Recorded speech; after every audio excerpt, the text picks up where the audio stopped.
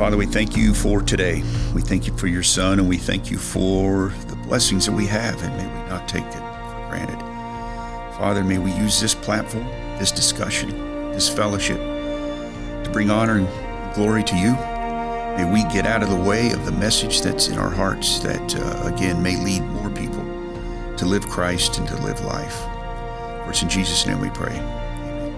Amen. Hi, my name is Allie Schmidt. This is my dad, Dan. He owns Catron's Glass. Thanks, Allie. Things like doors and windows go into making a house. But when it's your home, you expect more, like the great service and selection you'll get from Catron's Glass. Vinyl replacement windows from Catron's come with a lifetime warranty, including accidental glass breakage replacement. Also ask for custom shower doors and many other products and services. Call 962-1636. Locally owned with local employees for nearly 30 years. Catron's Glass, the clear choice. Welcome to the BeTempered podcast, where we explore the art of finding balance in a chaotic world. Join us as we delve into insightful conversations, practical tips, and inspiring stories to help you navigate life's ups and downs with grace and resilience. We're your host, Dan Schmidt and Ben Spahr. Let's embark on a journey to live our best lives. This is BeTempered. What's up, everybody? Welcome to the BeTempered podcast, episode number 49. All righty, got it. 49. Today we've got an inspiring man here. I'm going to read a little intro about our guest. Retired Army Colonel George A. Glaze is a distinguished military leader and community figure. His notable military service includes a focus on soldier welfare. In 2012, Colonel Glaze emphasized the importance of creating a supportive command environment to address suicide prevention within the Army. Beyond his military career, Colonel Glaze has been active in his local community. In 2020, he was introduced as the new pastor at Beech Grove Church of the Brethren, bringing his leadership skills to serve the congregation. Colonel Glaze's dedication to both his country and community underscore his commitment to service and leadership. His multifaceted career reflects a dedication to both national service and local involvement, highlighting his diverse contributions to society. Colonel Glaze spent decades leading soldiers in the United States Army, not only on the battlefield, but in the fight for mental health and soldier welfare, emphasizing the importance of leadership and preventing tragedies like suicide. Colonel Glaze, it's a privilege and honor to have you here today. Welcome to the BeTempered podcast. It's my honor. I appreciate being here. Yeah, we had a couple... We've got some common friends. You got a neighbor that I see at the Y every morning, and I told you when we met last week that two different instances, both of them came up to me, not knowing that the other did, and your name was brought up that you needed to come and tell your story on the podcast. So I'm grateful for both of those men, and I'm grateful for you having the courage to come in and tell your story. I appreciate it. And those two people are suspect, you know that. Any advice we got from them. That's why we won't mention their names. I am humbled. That introduction is very humbling. I want to put up front that I want to get out of the way. I know you asked me to tell my story and how it could help people. I know that. But in telling my story, a lot of it's crazy. I don't believe half of it. There's a lot of experiences that I was able to have, and I am grateful and blessed for it. But when you list them all together, it can go and inflate my ego. I have a healthy ego from having the room called to attention, the whole building. You know, I had a parking spot as a colonel. All these things that can make your ego large. And so I have a really big chain that ties down that tiger in my head, and we don't want to feed him. We don't want to feed him or he gets hungry. But I hope that this can benefit others is what we're doing. Well, and you say that, but I also, as people will hear your story, we will come to find out that you are a servant leader. You're someone who leads by example. You're someone who deflects, all the recognition that you do deserve. And so by hearing this, people will come to recognize that. So I'm trying. Yeah. So what we want to do is how we start every episode is we want to know your story. We want to start from the beginning. We want to hear about childhood. We want to hear about those people that had big impacts on your life and your family and your friends and all those good things. So. Sure thing. I have notes. Yeah. It's a good childhood. I had 2 older brothers. We had our fair share. I was the baby. That means I'm right all the time. It also means I'm spoiled. But we had our fair share of brotherly love and fights and all that. But it was a good childhood. I was in the Boy Scouts early because my dad was a Boy Scout and my other 2 brothers were Boy Scouts. He was Eagle Scout, and all 3 of us are Eagle Scout. And then that even was interesting that my son, Josh, he's Eagle Scout too. So that's in there. A lot of skills come from that. I'm in the middle of Ranger School, and we're canoeing. And I realize the water is about 59 degrees. It's about 32. This is in Florida in the winter. And the guy in front of me is not feathering his paddle. He does not know that concept. He is splashing, and it's getting on my leg. And we got hypothermia that could be, minutes away. So I'm trying to instruct him to do the J stroke. A silly little thing like that comes all the way back from when I was a Boy Scout and I got to canoe and merit badge. So that's a little aside. I grew up in Enon, which is a little town, and backwards it spells none. It has 1 traffic light, but it was a great place to grow up with Little League and the high schools and middle schools and the elementary schools, everybody. It was a community, so that was cool for us.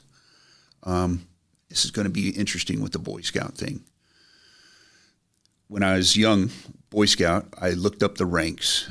This is corny, okay, but there's tenderfoot, there's first class, there's second class, first class, star, life, and eagle. There's 6.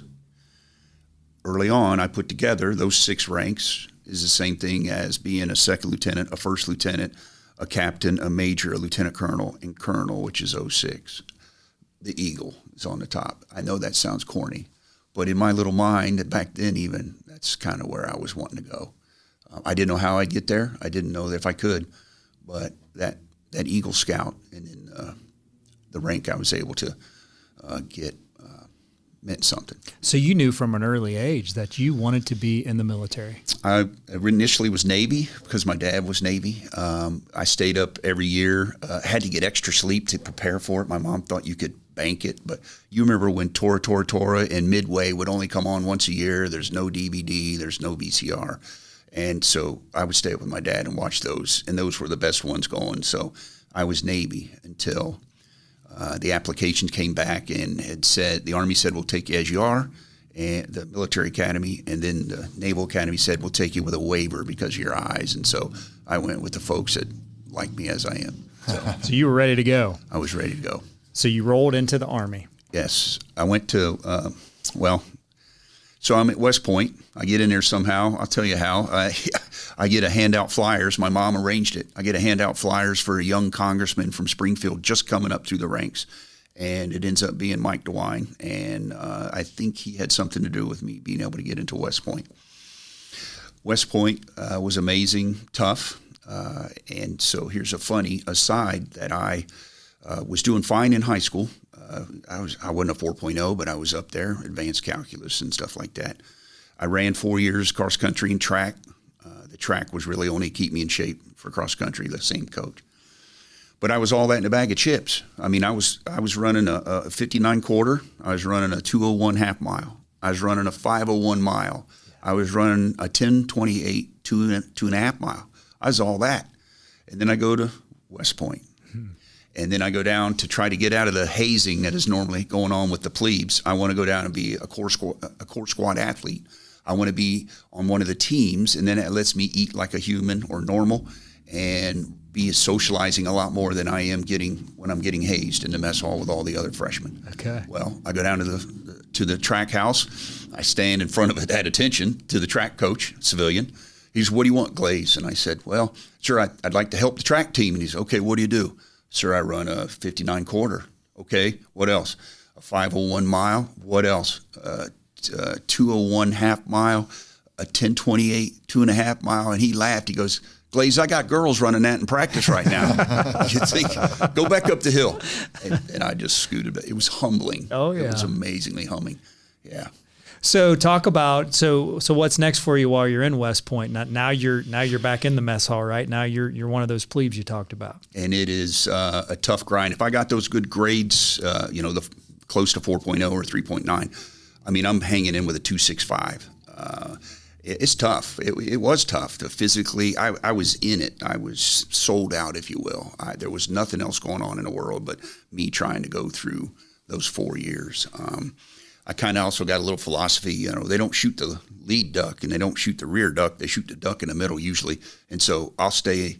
No, it's the other way around. They usually shoot the first duck or the last duck. Right. And I'm in the middle at 265, so I'm good. Okay. But I was able to get infantry out of that.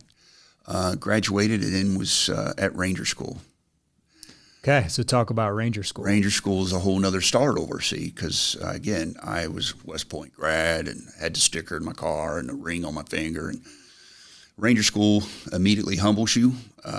You take the ring off. You're going to 62 days of intense training where they try to get you to be hungry, wet, and cold. And those three things in my life, I will try to avoid to have those three things all at once. I can be cold and wet, but I'll be nibbling on something. I always try never to have those three together because psychologically, physiologically, you are not making as good of decisions as you could. A couple for instances, again, you report into Ranger School and there's a physical test, a PT test, and you're doing push-ups and sit-ups. And just to mess with you, get in that head of yours early. You come up to do your push-ups. There's a line of 50 guys, and you come up to do your push-ups. And you'll get 1, 2, 3. This is the RI, the Ranger instructor, counting them. 3, 4, 4, 4, 4. Get up and go back to the end of the line. And you could do that 5 or 6 times. I mean, and that's just the sit-up or the push-up. And then you got the run. So it's a constant messing of your mind, and you end up having a twisted sense of humor where you kind of got to laugh. You got to laugh it off. If you take it serious, it could break you. Yeah. So that came on an early age. So not only physical, major physical challenges, but the mental probably tougher than the physical, right? Yes. Again, the cold, wet, hungry hits after that. And the funny thing is, all that in a bag of chips coming out of West Point. Okay, you're a roster number. I was R43 or something. So it wasn't colonel or captain or major or lieutenant. It was kid idiot. I bet you're a kid idiot. And he'd come over and call you by your roster number. And you weren't wearing your rank or nothing. And again, you outrank the guy in the Army world, but not in Ranger School. And you go and do whatever they say. Yeah. Did you ever feel like quitting? I got married. I went on a winter break. So I was in the desert phase in Utah on the 15th of December. On the 19th of December, being married by Ellis Guthrie in the Eaton Church of the Brethren. And then I go back for the Florida phase, the final phase into January. And so when I got down there after the Christmas break and I look at my ring, I have a wife, I have a lovely life to go. There was opportunities. There were things that you would think about, but I just couldn't. That half moon shaped patch, Ranger, gold and black, it couldn't leave without it. Yeah. So you were determined, you weren't stopping, you were going to continue on. Yeah, it was in there. Had to. Yeah. So talk about finishing up Ranger School. Finishing it up, there's another funny story. My dad and Valerie come down for the graduation, and my dad is out there to pin on my tab. He pins on my tab, and he bumps into the guy that's putting his tab on his son in front of me, who's a Marine lieutenant. They go to Ranger School, and it's G. Gordon Liddy. And then G. Gordon Liddy's standing there, my dad bumps into him, and there's 2 guys, one on either side of G. Gordon Liddy, and they obviously have things under their jackets that make them bulky. And I'm like, Dad, don't bump G. Gordon Liddy. Please, don't do it again. Graduating Ranger School, then I go to my first assignment at Fort Campbell, Kentucky. That was an adventure. The wife moved along right there with me, Valerie. We had gotten married again on that Ranger break. But then we go to the field immediately at the 101st for 8 weeks. So Valerie's in an apartment saying what just happened. You fast forward a couple years, I'm going to Desert Shield, Desert Storm. Valerie's 6 months pregnant. I'm getting on the aircraft to go to Iraq, and my XO, the major above me, turned around on the aircraft, said, "You're not coming back for that birth. You know that." I'm like, "Roger that, sir." So again, the hardships. We're over there 6 months. We deployed after the Ohio National Guard here. My brother-in-law's in that Ohio National Guard he deployed first, and then I deployed active duty, and then I come back active duty, and then I'm there in the Preble County Fairgrounds when they return that summer. Okay. And so it does tell you the hard work that the National Guard does. You can't You can't take that from them. They go the first in, last out. So how was that on your wife? Tough, because she came home and she had Josh at Wright-Patterson Air Force Base because she stayed with her mom and dad in Eaton. And I came home 3 months later and held Josh for the first time when I got home. That was a tough time, but we got through it. That's an early indicator, which I'll get into later, about Valerie, how special she is. Yeah. So keep going with that. So you come back. Mm-hmm. What's next on the horizon? So we were at 18 divisions at that time, and we went down to 10. A third of the Army is let go, and if you had the combat patch, you're obviously looked on a little bit better than those that didn't. So it was a tough time in the Army. They were letting people out without fulfilling their commitment, like from West Point and all that. But obviously, we were solid, and so we just kept moving along. Our next assignment was at Fort Riley, the Big Red One, Fort Riley, Kansas. And I was able to have a couple company commands there, which is usually only have one, but I was fortunate. And I was also, interestingly, able to deploy to Cuba and be a company commander down there over the Haitians that were getting in the water and swimming towards the United States. And because the president at the time, I believe Bill Clinton coming in, had said, we'll accept you if you come to the Florida shoreline. And they were getting in the water trying to swim. And the Navy was picking them up and putting them at Cuba, not knowing what to do with them. And then we find out there's 115 of them that are HIV infected. Mm-hmm. And that's a whole nother game. That was back, Magic hadn't even come out yet with it. It was just, you could look at you and get HIV. It was really misunderstood. And I had a camp to house those HIV-infected Haitians. And so I'm trying to provide for them for their food. They like plantains, all these things that were a different cuisine for them. But that was an interesting 93 days down in Cuba. Yeah. And then so Fort Riley was good. Again, set me up with the jobs that you need to have to continue to promote. Then I was able to go to Fort Polk, Louisiana. I was an observer controller, which hangs out a unit. The units come into Fort Campbell to train, and we, cadre, fall in on them and help coach them through train-ups, and then they can go to war. I mean, it's what we've done for the last 20, 25 years. You either go to the National Training Center at Fort Irwin for tank and Bradley, or you go to the light infantry down at Fort Polk. And that was very good because now I'm coaching and learning at the same time. I was able to get a live fire job. That was cool. We picked on the guys that didn't have live fire. They play laser tag. So explain live fire for those that don't know. So laser tag is you shoot and a blank goes off and it shoots a laser out and it kills a guy because his buzzers go off. Gotcha. And that's kind of play.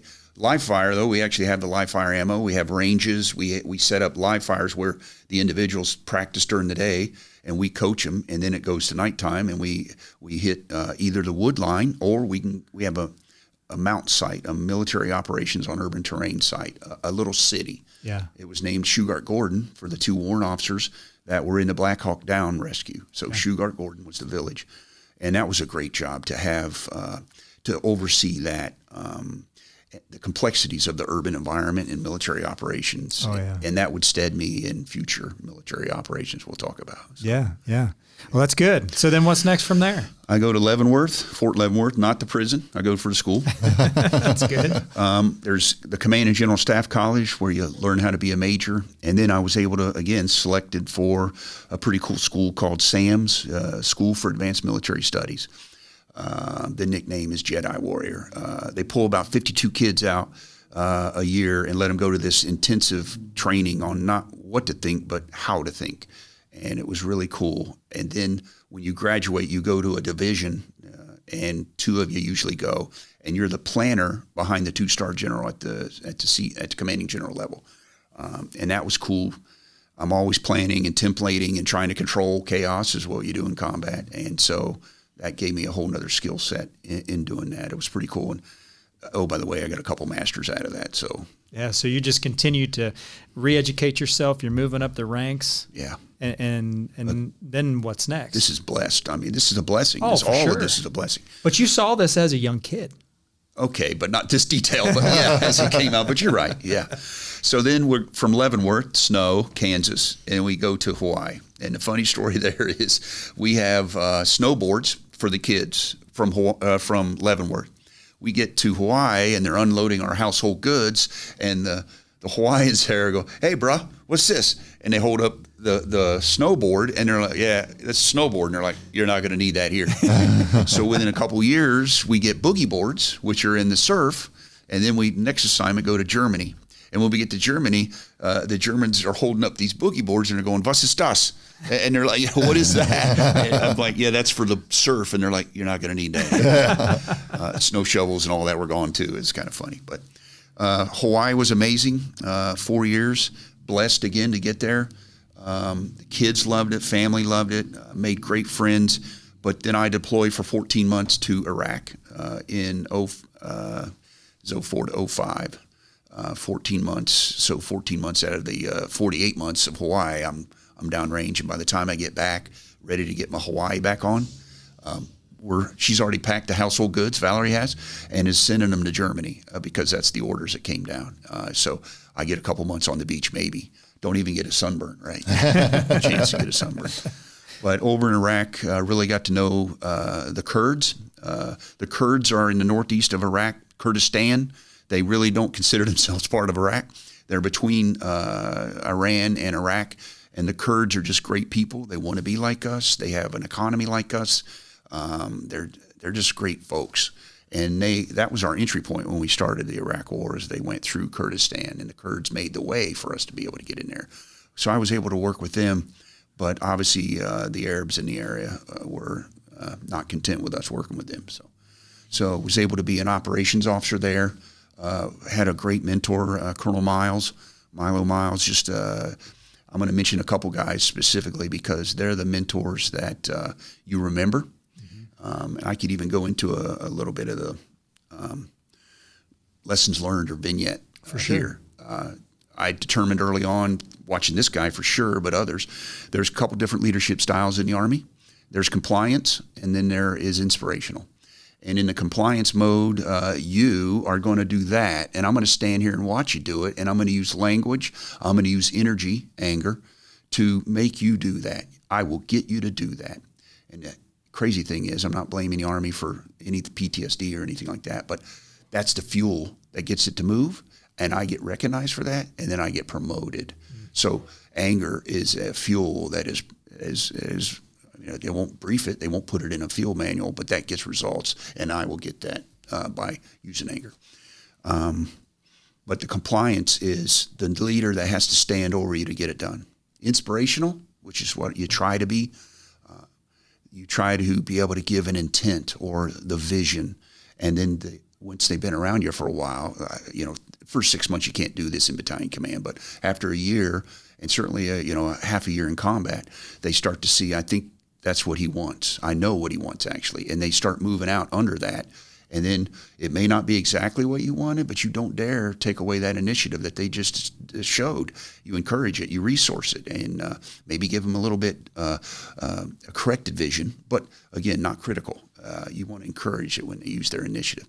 And so that's the compliance. I believe I had leaders that did that. I believe I was a compliance leader. And then we have the inspirational. And if you ask me, as a pastor or as a Christian, then Jesus Christ was inspirational. Mm-hmm. He's not standing over you, do this. He doesn't want a robot. He is inspiring you from your heart by showing you the vision, by showing you what this should look like. Yeah. That's all great. Yeah. And the inspirational leadership, I think, is what we all strived. I think so. For, right? Strive for that type of leadership. So that was Hawaii. And then I get to Germany. Now I'm a battalion commander. It's at Big Red 1 again. See, Fort Riley had the Big Red 1, and then it moved to Germany, and now I catch back up with my unit. I was only in 3 units, if you think about it, and all 3 I went to combat with, the 101st, the 25th ID out of Hawaii, and then the Big Red 1. And I'm out of Schweinfurt, Germany, 806 soldiers. We train up, and we deploy, and we're in Baghdad with tanks and Bradleys. So the 101st is light infantry. The 25th is light infantry. There's not tanks and Brads. And then now I have tanks and Brads and 806 soldiers. And that was 15 months. During the rotation, 12 months, they come down halfway through. General Petraeus and others had, made a decision that we need to get out off the main bases and be lily pads. It's a technique. and we need to help the local populace. And so we did that, but they also extended us another 3 months. So imagine that you have got your soldiers for 12 months in the headspace, right? That's what they're thinking. Now you got to tell them, okay, we're going to stay an extra 3 months. And remember, they have all the ammo they'd ever want. So I'm joking. But that was a tough one. And 15 months is a long time to be deployed. And then we came back. And I was in charge of an area. It was the southeastern part of Baghdad, if you will. 65,000. I mean, it was a pretty big chunk. Yeah. Can you talk about that a little bit and what that was like being in Baghdad and some of those challenges you faced? See, it's an urban environment too. So we go back to that, what I learned at Fort Polk. This is God's hand in everything. See, and I know that now. I perhaps didn't fully recognize it at the time it was going. I had a lot of conversations with God when I was downrange, obviously, and he had some with me, but really didn't come home to put it all together until I retired. It was tough times, 23 casualties and around 86 wounded out of 806. And then that's a tough one. I'll go into my wife on this one too, because it really showcases her as her character. And so we would have a casualty in Iraq, and the platoon or the company would stand down. We would bring them back on the base. We would cover them down with leaders and chaplains, and a psychologist could show up. And they'd be, not doing any combat operations for 24 to 48 hours. You would have the individuals that were killed. They would then be taken to the combat surgical hospital there in Baghdad, which was interestingly manned by folks from Wright Pat, which was pretty cool. Okay. The 88th Cash. We would have those flown out, and they're on their way back to Germany probably, and then back to the States. But we would have that casualty, and then within about 4 or 5 days, we would have a memorial service there downrange. And Amazing Grace would be played, and it happened to be played with bagpipes, because we had a surgeon there on our base that was proficient with bagpipes and Amazing Grace. And so, to be quite honest, that goes to a place for me when I hear the bagpipes, Amazing Grace. But anyway, we would have that soldier be taken out. We would do a memorial downrange, and then we would get those soldiers back out. They had to get back out. I don't want to say they have to get back on the bike or they have to ride the horse, but they need to get back out. And they need to get back out and do justice. Now, that's a fine line, because they may want to get revenge. They're angry. They saw their buddy in pieces. It's just horrific. But they need to go out with the leadership and, look, we don't do that. We're Americans. We don't play that way. We will get them. We will prosecute them. But we don't do what they do. And so that was something, though, that we felt we were going out and doing something. Now, go back to Germany. My wife's in Germany with around 200 spouses. There's probably 110 spouses that are over in the States that chose not to deploy with their husband. But there's 200 up there in Germany. I've already called after the incident 1 or 2 days. The mother or the new widow would be contacted by a chaplain or someone in the chain of command. I would then phone call from there, from Iraq, on a phone that I had specially given to me for this. And it would call anywhere, and I would talk the mom through, or the widow, through how their loved one passed. He died with soldiers all around, with friends all around. I would not be graphic, of course, but let them know that they were doing their job, doing their mission, and they were with loved ones. And in general, went quickly. The lethality of the weapons we have these days does that. But I would be able to provide that. I would also want to say that 13 out of the 23 were Hispanic. And so I don't play nice with a Hispanic disparaging. I don't. Anyway, I would have to have a translator. I had an Iraqi translator when I was out on the block, but I'd have to have a Hispanic. This gentleman, one of my soldiers was from Cuba, and we would call, and I would start talking, and he would translate, and then the mom would cry out loud, and that also probably stayed with me forever. And a mom crying in Spanish is a mom crying. It's universal. So that was part of what we had to deal with. I stop you for a second? Yes, sir. How do you process all of that? Because that's a heavy burden as a leader to have to make those calls and to hear those screams and cries after you already probably in a lot of cases knew the young person who lost their lives. How does that affect you? Usually you don't handle it well. Had to be stoic, had to be I can't be off for the unit, for the soldiers, for the mission. And so didn't handle it then. When I got back retired at the Dayton VA, I am being talked with to a doctor, and we're going through some of that. And it's kind of funny, but it's not. It is. He said, George, you took those events and you put them in a crate and you put them in a warehouse, okay? And you have a warehouse with 23 and probably the 82 wounded, and you have a lot in there, and that warehouse is full. And George, we need to pull each one of them out and process better and then put them back in if that's what we need to do. But you need to do that. And without even batting an eye or thinking, I said, let's just build another warehouse. And it's my humor, disarming, but it's a challenge. You deal with it slowly. You deal with it with all the support groups and the support folks I have in my life, and I'll be able to talk to those as well. But it's an ongoing process, obviously. For sure. And for those who are listening, if you're watching, and I know Ben and I can see, we can see it in your face, we can hear it in your voice, because you care, right? And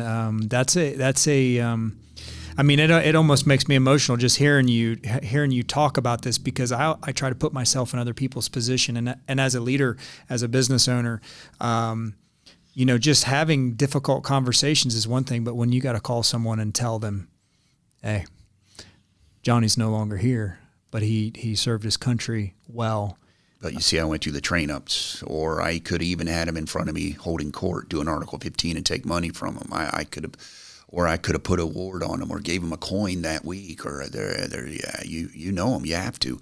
And I, in an indirect mostly, but direct way, and sometimes indirect, they were doing it on my orders. They work for other bosses, company commanders, and platoon leaders, but no, the responsibility's on me. I took them down there to Iraq from Germany, and so I feel that. I think you're supposed to. It would be hard not to. Yeah. So 15, go ahead. Oh, yeah, I got to tell you about my wife. Yeah. So they're back in Germany, and they're waiting on a phone call. That one of the soldiers passed, and I call my wife, and then she now, within about 5 days, they'll have a memorial back there.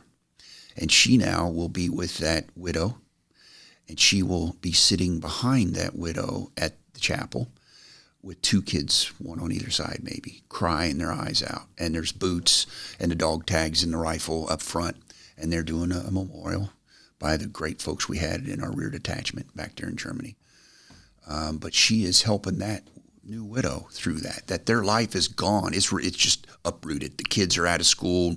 They're going back to a school somewhere in the United States, don't know. The new widow processing, and what is she going to do for housing, all of this stuff. Now, the Army is really good about taking care of that. We really did a good job when they would come back. They'd always have a casualty assistance officer and all these things. There were systems. But the system for my wife, I just say, if you watch the movie We Were Soldiers Once and Young, and how they process, it's not as elementary as that, but it is close, where they have to deal with that. I would ask you what schooling my wife had in dealing with that, okay? She had just raw character. And then what's help does she come? I have a VA. I have medications. I have doctors that can help me. And how does she process that with 23 casualties? And of the 108 casualties in the brigade each battalion commander's wife went to the memorials of their sister battalions. And so she's gone to more than 108 memorial services in a 15-month period. So hats off to a wife that could do that. She also raised the kids while I'm downrange. In fact, Josh got his Eagle specifically because my wife and the wives stepped in the Boy Scout troop and went camping with them and did all those things to make sure the merit badges. She also knows all my warts. She knows all my faults. She's seen me angry. She's seen all of the stuff that comes back, and she has chosen to stay with me. And it's a character. It's just inherent in her, a goodness. And I saw it today before leaving. She's talking to the dog, Gracie, as she comes in from being outside, and just being a sweet. The voice changes and just, hi, Gracie, and making Gracie feel special, and that dog's tail's going crazy. She makes who she's with special, feel special and equal. Now, that's funny to play on because I'm probably a little more ornery, but when we had pigs on the farm, she's wanting it to be equal. So when she sees the alpha pig picking on the other pigs, she's taking a stick and hitting on that alpha pig, saying, you be fair. And but that's just the sweetness in her. And I could not do any of it without Valerie. Yeah. So, an amazing relationship, sounds like, and very pivotal person in your life, as every wife should we be. But like you said, I think that's an important point to make, because it's not something, I thought about, dealing with what you dealt with, but then on the backside, having that support, an amazing woman to be able to get through that. An unsung hero. Yeah. I mean, when you think about it, you went up through this training and they teach you you go through all these different drills and scenarios to get you prepared for it. I never knew that about like the wives and stuff. They're not prepared. I mean, right. Training or anything. And then they go deal with over and over and over, seeing what could possibly happen to their husband. And probably having the fear of what if they get the call about you, right? Right. So just constant fear. The widows have a death day. They have a wedding day. They have all these things every year. So they have a smell of a cookie. He liked peanut butter cookies. And so we need to remember the spouses. Absolutely. Of our servicemen and women, as well as we'll talk about the law enforcement and the first responders. Okay, that's pretty deep. We'll go to the Pentagon. So Sounds from good. Germany, that phone rings that I only send out casualty notifications. My phone rings in the middle, out in the field, or I'm out in Baghdad. And I'm like, okay, who's calling me?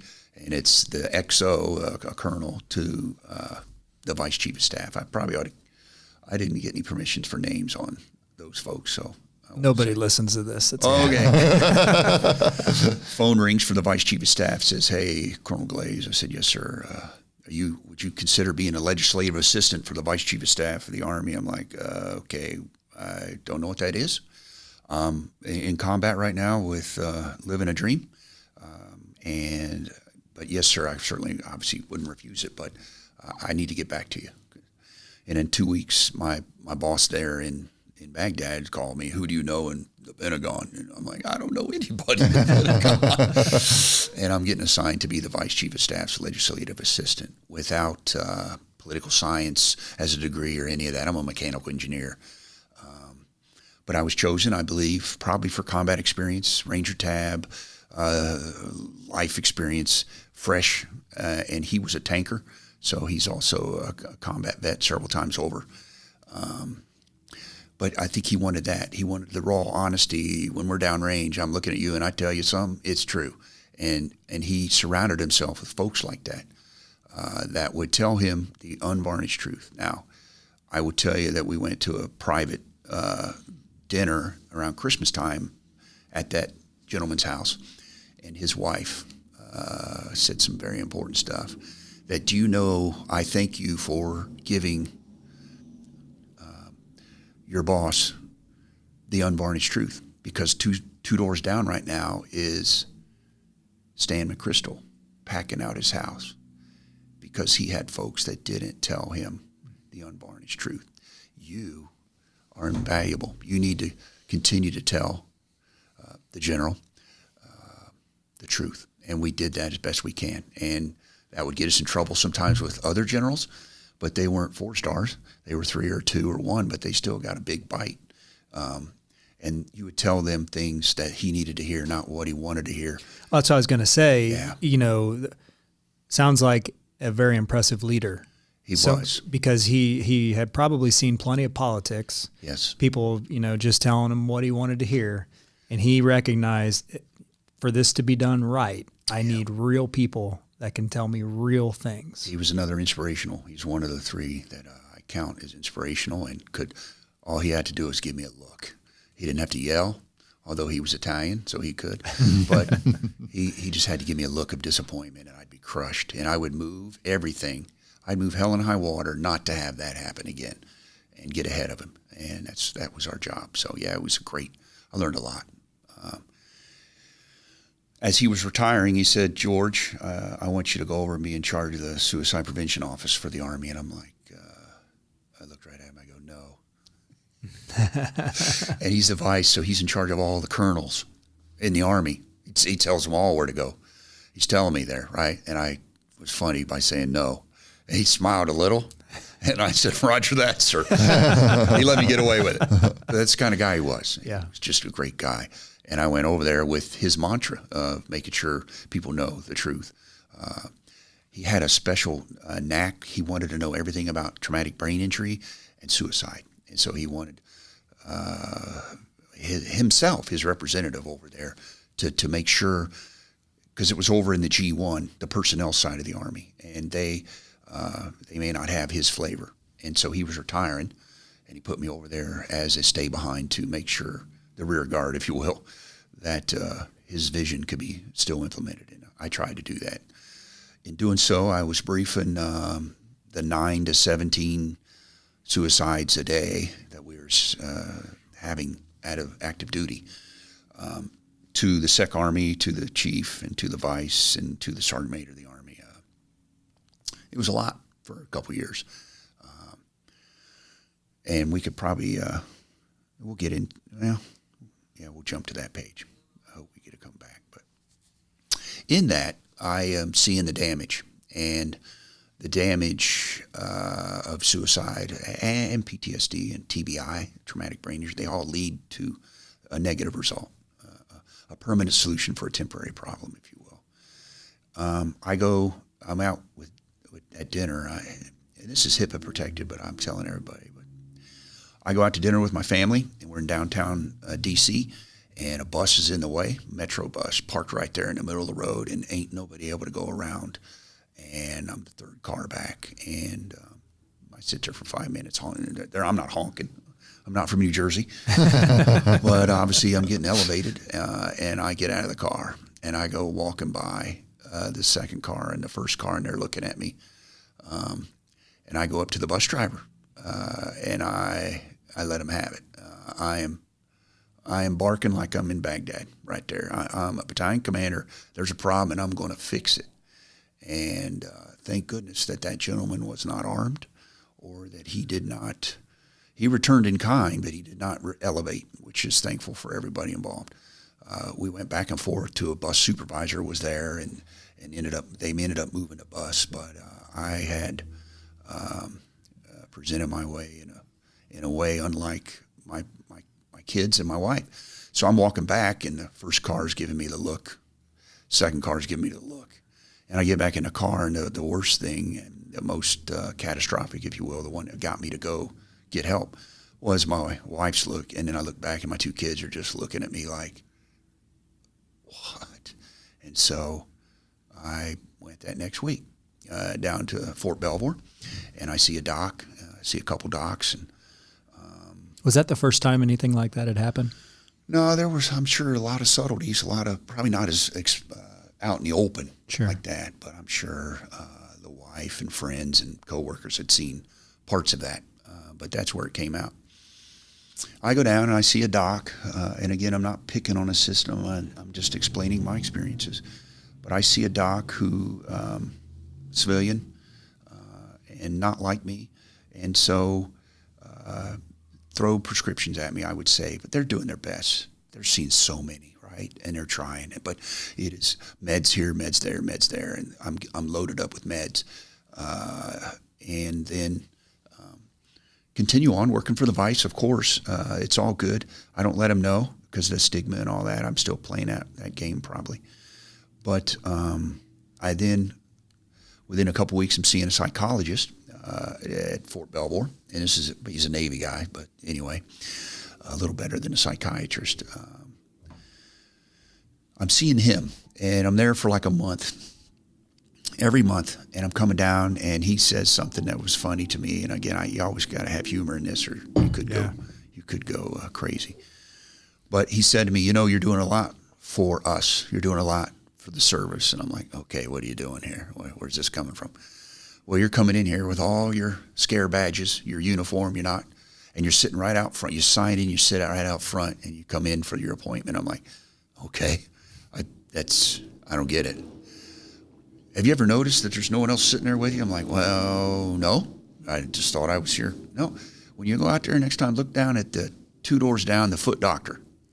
The foot doctor. He's got a little crowd out there, and the foot doctor is on leave this week, okay? I'm just going to let you know. So, okay, so now I'm honoring my normal self, loving soldiers, and I got to, okay, so the next week I'm coming in, I sign in, and I go down by the foot doctor and sit with a bunch of soldiers, and I'm loving it. Within a week or two, I'm striking up conversations with them, getting to know their kids or wife or whatever, and I'm chatting with them and having fun. That's what I'm in the Army for, is to be with those guys. And so within probably gave it a couple more weeks, maybe 5 weeks now, do the same thing, and I go down, same crew, and we're all talking, and I just looked over to one of the NCOs, non-commissioned officer. I said, hey, Sergeant, how's that foot coming anyway?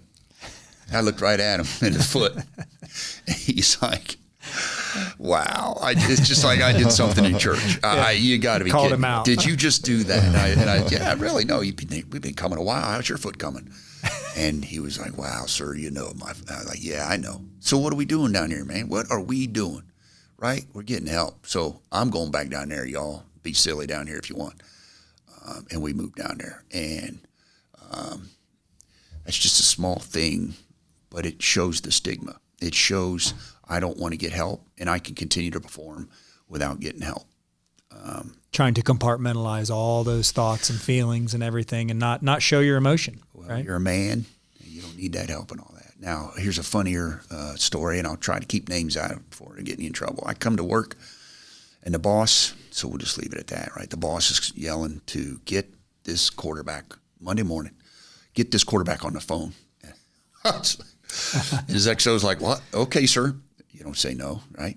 And he's getting someone on the phone, and within 45 minutes, we had the quarterback for one of the professional teams. It's really only 50 miles away from here or so, and he's chewing them out. He's chewing this quarterback out. Do you know what you did this weekend? I'm sure he's on the other end going, I got a clue. Why is a 4-star got me on the phone at 8:30 in the morning? You got hurt. You got hit. You got a concussion. Admit it. Yeah. And you went back in. Do you know what that does? Do you know what that does? All of my soldiers watch you. A lot of you, too, specifically. You're that good. And you went back out there playing hurt. You had a brain injury, a concussion, and you went back out. And you just said, oh, I'm a tough guy and all that. And it don't work. It don't work. And then he proceeded to explain, and the same illustration I use. Okay, your head's like a Mountain Dew can. You get a concussion, it puts a dent in that Mountain Dew can, okay?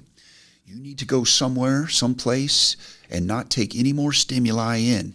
And we'll work out that dent. We'll put it, but they'll never not have a crease in that Mountain Dew can. There'll be the dent's out, but the crease is still there. And you didn't do that. Go to a place, no light, no sensory perceptions. Just stop.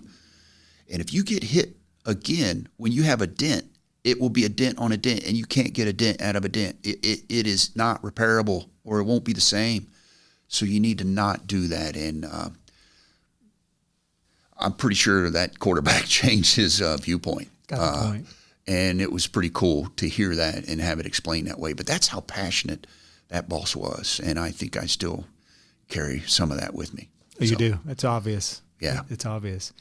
Yeah. So how through your journey with all of that, Are you feeling better? Is it being released? How's all that going?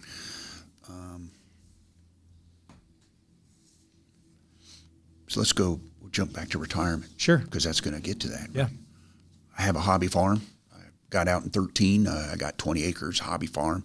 I'm an expert because I watch, 4 YouTubes. So I have chickens, I have rabbits, I have turkeys, and then I get pigs, and then I get sheep, and then I get cows. And it's huge. We don't have any running water to all the barns or nothing. And so there's a lot of work. You're a glutton for punishment. Yeah. And then and my wife, really, what you just said, Valerie. And so within a month or two, it's getting pretty large, but I hear a sermon at Eaton Church of the Brethren from our brand new youth pastor. And it was about Adam and it was about Jesus. And the framework and the structure and the similarities were there. And I was like, wow, I'm a mechanical engineer. I understand that. I think that's pretty cool. I need more of that. I want to see the structure and the framework and the theology. And so I went to my pastor, Dan, and I said, hey, I need more of that. He goes, okay, well, I don't want you to go to this university. I want you to go to this one. And I went down to Cincinnati Christian University in Cincinnati. It used to be the Cincinnati Bible College. I went down there, and I want you to take courses from this specific professor, Johnny Presley, because it's awesome, and he will teach you more than you can handle. And so I went down there. Within 2 weeks, I'm in a course. And it's an intensive course that's over 6 days. It's a whole semester in 6 days. He does it once a year, and I fall in on it. And it's the doctrine of grace. And that gets jam-packed into my head, and I'm loving it. I'm in there. Whatever I got to do, I'm going to seminary. Well, Valerie comes to her senses and says, okay, while you're doing that, I'm not going to be doing the farming thing by myself. So within the next year, everybody goes into freezers, all the chickens and the rabbits and everybody. But along the way down there, I'm trying to take the courses from all the guys with the deep water. They are the ones, the Reggie Jacksons and the bullpens. I don't want to go to the new guys. I want to go to the guys that are, and I've gotten lucky, blessed to have them. But one of them is a Dr. David Roadcup, and he teaches me spiritual formation.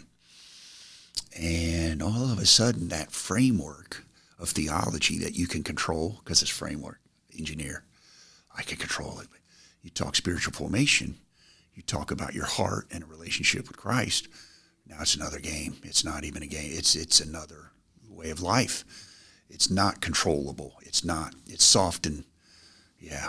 And so that changed my life with Dr. David Roadcup as a mentor. He still is to this day. And that is one mechanism, obviously. Within a year, I graduate. They close. I say I broke it. But the university closed, sadly. But within a year, I'm pulpit filling in a church. And after that year, they're like, would you like to stick around? We can only pay you part-time. And I said, sure, but I know this job just like battalion command. I mean, it's not, you can pay me part-time. I have a pension that's going to take care of the rest easily. But it's at 2 a.m. at hospice, and I'm needed. I'm going to be there Tuesday morning. So, and they knew that, and that's what we've been doing so far. So that's where I'm at on the church part. Yeah. So as you go through, you're getting through part of your PTSD, and you're getting stronger in your faith and stronger in your religion. Are you still involved with the suicide prevention, or was that all in the past? It has been on specific instances, talking with folks that are dealing with someone with suicide ideologies or thinking that, or and also in just, can I say, representing it in conversations when it's not commit suicide, it's die by suicide.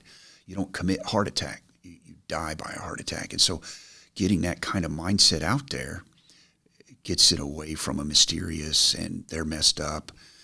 Here's a good for instance. You break your arm, then you go to the doctor and he sets it and he puts it in a cast, and you're going through 6 weeks in a cast, and then you'll go for 6 more weeks after that's off through some physical training, therapy. You'll get it fixed, and it's okay by everybody. You have something challenging with your emotions, it's in your head, people can't see it, the protocols aren't defined and noticeable like a cast, then you're cast out or alienated, or he's weird, or he has something in his head, and it's not treated like an illness or like a medical condition that we can fix with therapy and with chemicals, with prescription drugs, that kind of stuff. It's treated in an ambiguous way. I mean, if you think 60, 70 years ago, we used to have a sanitarium where we would send folks away and they would just be locked away, or they'd get shock treatment and some of these other things that I think we've figured out by now that just it's not sustainable. It's not working. So if I can represent that in some of the endeavors, and I'll go into the part-time pastor, which is really full-time. I've also now been part of a Stable Moments. It's a horse therapy for youth that needs to have therapy. Youth that's had trouble, whether there's scenarios at home or whatever, that they can come out once a week and be at a horse ranch, and that they can then use the horse as a medium. A horse, again, I sound like an expert, but I just watched a couple YouTube videos. A horse it's a prey animal. It's always scared of being eaten. It's going to be prey. It's not an alpha or a predator. And so it has the same timid personality that perhaps someone that has been damaged or needs assistance. And so when you can get someone that has those challenges to interact with an animal that has those challenges, there's empathy, the past, and then there's sympathy, and then there's understanding, and then I'm possibly there as a mentor to facilitate that, or to offer encouragement, or do all that kind of stuff. The part that got me on that is similar to doing the police stuff I'm doing now too. I took the 13-hour course online to be a horse therapist, and you get certification and all that. There was like a 20-minute clip where the psychologist is trying to explain to you that a kid can come at you with outrage and displaying acts of aggression and anger and cuss words and acting out. And they may most likely be doing it for you then to be mad and then finally get to the point, I can't handle it, I give up on you. They drive you to that point so that you reconfirm their belief of themselves.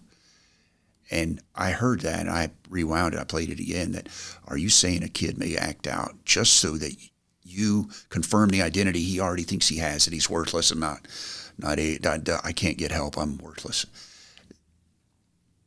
Something like that, how can I not be part of? I mean, I just was like, okay, you could have shown me that 20-minute clip and not the 13-hour scenarios, but that got me into how can you not be part of something if that's out there. I'm not saying that's any particulars where I'm at or any cases or anything like that. I'm just saying if that's out there, I kind of need to be part of that, I think. And I can I can tell that it's helping you as well. You're seeing that exactly it. The therapy by me helping is helping me, obviously. Yeah. I also say when I'm doing the Lord's work, I'm not doing somebody else's, right? And so I want to continue to try to be doing the Lord's work. One other opportunity. And again, these are all like, wow, look what he's doing. And it's not that. It's just, I'll probably tell you how much therapy I do need. Richmond Police Department has taken on a couple chaplains. There's 4 of us, volunteers, and they're from a couple churches here in town, as well as a deacon, I believe, and then myself. And we are there to assist the officers. I haven't gone on a ride-along yet. I do have a badge and an ID card, but we've gone to some devotionals and all that. But the same population can be challenged. First responders, they see things, they experience things that no one should experience or see, just like combat, just like these kids in the horse therapy. And they could use some assistance. And they may not want it, just like the soldier with the stigma, right? But if I could be any way helpful, just ministry of presence is just being there. You don't have to say anything witty. You don't have to talk. You just be there and listen and try. If there's any way that I could help, how can I not be part of that? I mean, yeah. Yeah, that's amazing. I mean, hearing your story, and I heard part of this as we met there last week, man, like you are on a mission from God. You know, there's obviously been things in your life that you've seen that you will never unsee. There's conversations you've had that I'm sure that you will never forget, those cries and those screams of those widows. But look at what you're doing now. You're right back into it. But I can tell by the conversation, the tone of your voice, I can see your face change, that it's helping you just as much as it's helping those other people. And that is an awesome thing to see. It does. It helps. And in helping others, you're helping yourself. Yeah. Part of that is, and this was from this conference I just went to last week, the International Conference for Police Chaplains. It was in Indianapolis. It's an organization, again, international, but that's an organization for chaplains that help the police, the sheriff, first responders. Love God, love one another as yourself. So we're to love God, love one another. And in loving God, it's sometimes hard to see that tangible, but you can love one another. That's tangible. And that in loving one another, you're loving God. But don't forget that last couple words, as yourself. How can you not love yourself and help others? How can you not love yourself and then love others? If you can't love yourself, it makes it really hard to not love others. And so love your neighbor as yourself means self-care. And that was a big part of the conference, to talk about that, to be able to talk to the officers or to be able to talk to the congregation. We need to take care of ourselves. Who's not going to want you to take care of yourself? And that's straight up Satan. Is your parents or your loved ones going to be telling you don't take care of yourself? They're not. So we need time to do that, to decompress, to take some of that noise that you hear at work and get rid of it. And that was a big piece of what we talked about this weekend, is to love thy neighbor as yourself. Yeah, it's amazing. I got two final questions here. You've been awesome. Yeah. I mean, it's awesome. I've been talking too much. No. This is what we want. This is exactly what we want. And you know, as you're telling all these stories, I can only imagine someone listening right now who's battling PTSD. Maybe it's someone from our military. Maybe it's a first responder, a police officer that's hearing you talk, that's been holding all this stuff in. That's why we do this, is because there's one person out there that needs to hear it and will hear it. And it's because of you being vulnerable and open and sharing your story, and super thankful for you doing this. Final two questions. If you could sit on a bench somewhere and have a conversation with someone living or deceased, who would it be and why? It would have to be Jesus Christ. It's a lot of your answers, I understand. It would be interesting to go back to some interesting specific people on how they made decisions or all that, but to obviously sit down with Jesus, which we'll be able to see the viewpoint. If I'm looking at all these jobs and all these experiences and getting perspectives and tools to then help others and myself, then to sit with the master that has all the tools. Well, he built you. So to be able to sit with him and get the why, it's not so much the what, it's the why. You can tell a soldier what to do, but when you tell him the why, he can go and do it without you over him. You're inspirational that way. And to sit with Christ and hear him would be over enriching. It'd be amazing. Yeah. Great answer. Any closing thoughts, words of wisdom, Bible verse, quotes, something you lean on when you're in maybe a dark moment where you're thinking about, you know, some of those difficulties and things you've seen, conversations that you've had that you fall back on? Is there something you can share with our listeners? Well, I use 1 Samuel 3:10, and it's, speak, Lord, for your servant's listening, because I want to be able to hear. There's a lot in that verse. Speak, Lord, for your servant is listening. It's orientation. Your orientation must turn to the Lord.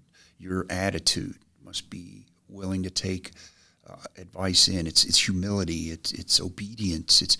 So speak, Lord, for your servant is listening. The trick for me and a lot of us is is listening, stop and listen. And I strive to do that every day.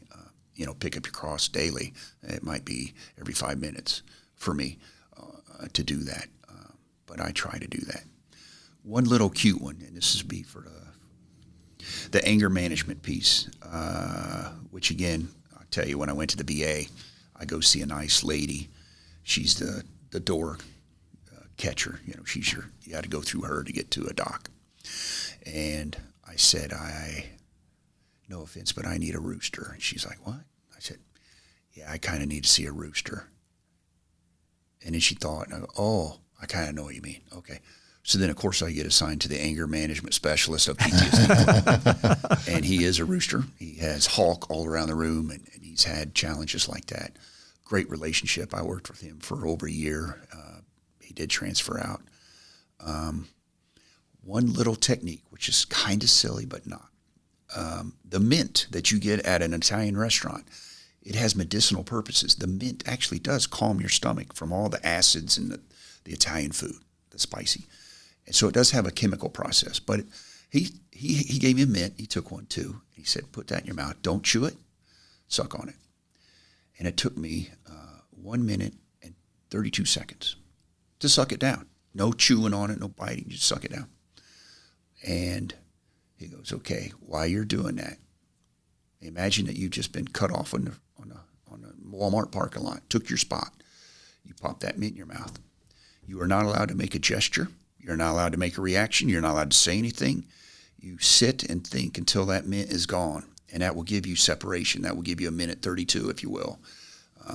Maybe get a bigger mint. I don't know. But that will give you time to think. And he, from his perspective, was, what would your wife want you to say? What would your mom and dad? And then I added at the end of it, after I put the mint away, was what would Christ want you to do in that moment?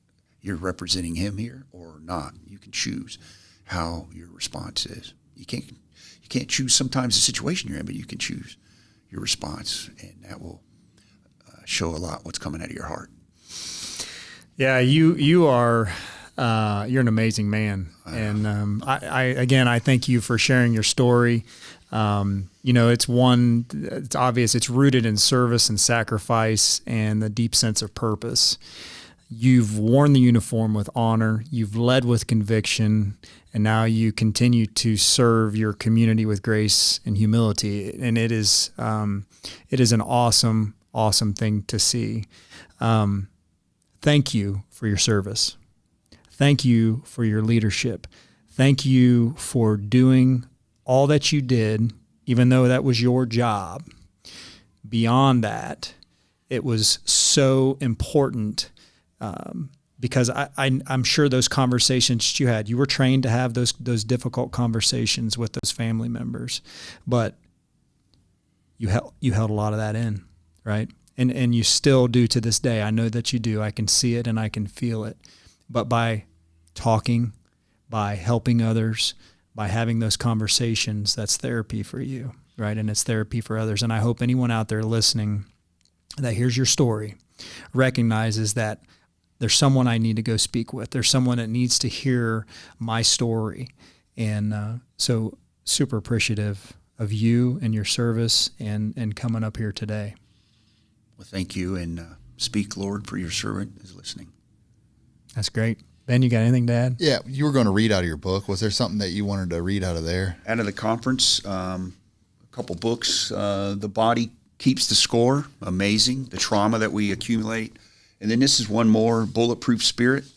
If I were to say some of the statistics, the number one cause of death for police is suicide. There are nearly 200 such deaths every year in the United States. The rate of suicides for retired officers increases tenfold. Military statistics are even grimmer. On the average, one active duty soldier and 21 veterans die by suicide every day. And of all the working police officers, 15 to 18% have post-traumatic stress disorder, and over 200,000 vets suffer from this disorder.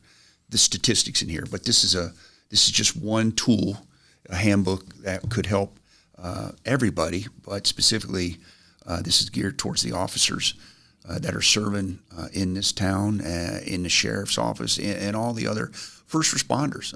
A medic rolls up, an EMT rolls up and sees things that's just tough, and he's saving lives and making a difference, but he needs taken care of, or she needs taken care of, just like the rest of us. Yeah, man.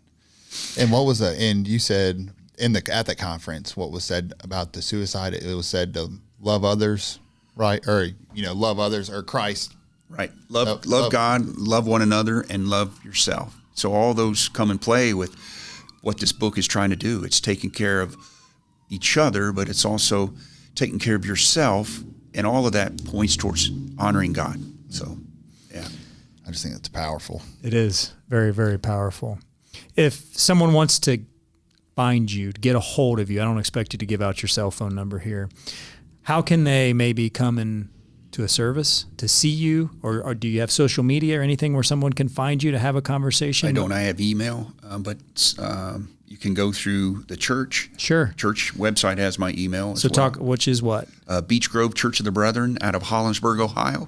Okay. And then maybe if they bug you, yep, they'll bug you. Yeah, I can get you connected. I'm not saying I'm trying to invite myself back, but here's what I did mention. You ready? Yeah. I scuba dove in Cuba, and I saw the Continental Divide. I went down to 120 feet, which is not legally possible for a beginner.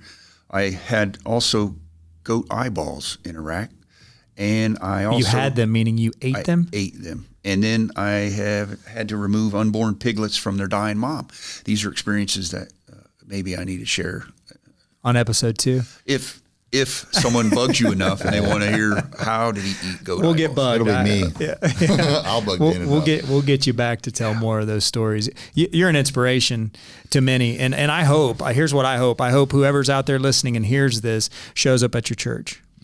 Shows up to hear you preach, shows up to tell you how big of an impact that your story had on them. That's what I hope. It's a family. That's all I can say. There's maybe 35 to 50.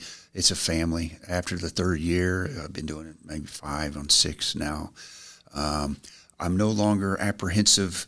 I got to say the right I'm talking to a small group. I'm talking to family, and so everybody there has that giving spirit and forgiving spirit, and they know God's talking, and I may get in the way once in a while, but God is really laying it on me to say this or that. And so it is a great family church way out in the country. So, yeah. Yeah. Well, if you want to get a hold of George, hit us up. BeTempered. We'll be happy to make that connection, or go see him on a Sunday and hear him preach. But thank you again. Thanks. Thank you for your service. Thank you for your time. Everybody, share this thing. You've got servicemen or women, first responders, police officers, firefighters out there who need to hear this story and can be deeply impacted in a positive way. So share, subscribe, do all those fun things. We appreciate your ears. Go out and be tempered. Hi, my name is Allie Schmidt. This is my dad, Dan. He owns Catron's Glass. Thanks, Allie. Things like doors and windows go into making a house. But when it's your home, you expect more, like the great service and selection you'll get from Catron's Glass. Vinyl replacement windows from Catron's come with a lifetime warranty, including accidental glass breakage replacement. Also ask for custom shower doors and many other products and services. Call 962-1636, locally owned with local employees for nearly 30 years. Catron's Glass, the clear choice.